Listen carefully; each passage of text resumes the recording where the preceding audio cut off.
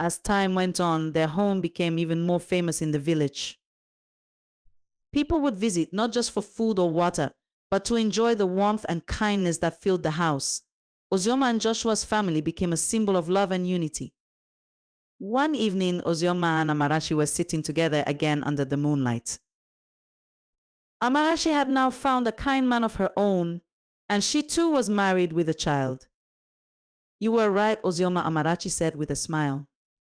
I found love and I have a family now. Ozioma laughed softly. I told you, Amarachi, kindness and patience always bring good things.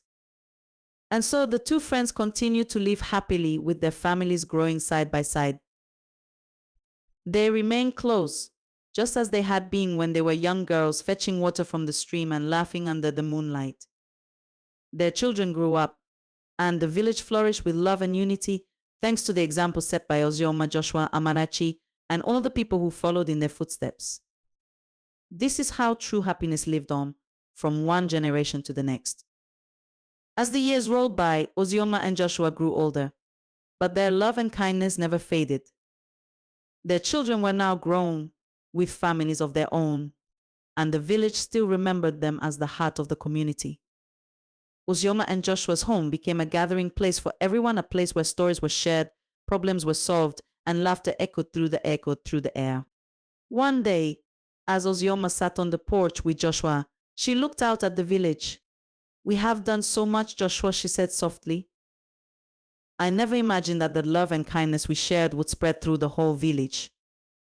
Joshua smiled warmly and squeezed her hand. It's because you have such a big heart, Ozioma. You taught me that true happiness comes from sharing and helping others.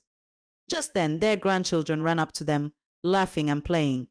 They climbed onto Joshua's lap and asked, Grandpa, can you tell us how you met Grandma again?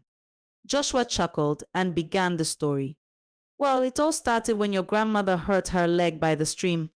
As he told the story, Ozioma smiled. Each time he told it, it brought back memories of that fateful day, the day their lives changed forever. The grandchildren listened with wide eyes, laughing and gasping at the parts they had heard many times before. When Joshua finished, the youngest of the children asked, So, is that why you and Grandma are so kind to everyone?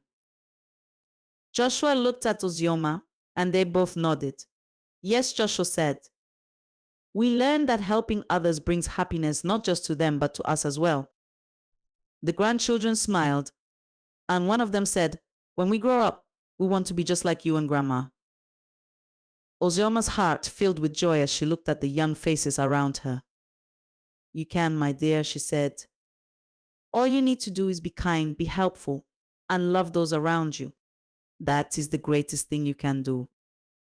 As the sun began to set, Ozioma and Joshua sat together, watching the village they had helped build with love and kindness. The children played, the families worked together, and the sound of laughter filled the air.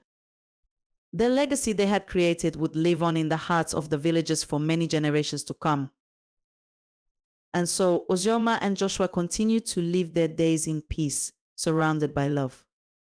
They had built not just a home, but a village filled with kindness where everyone was like family.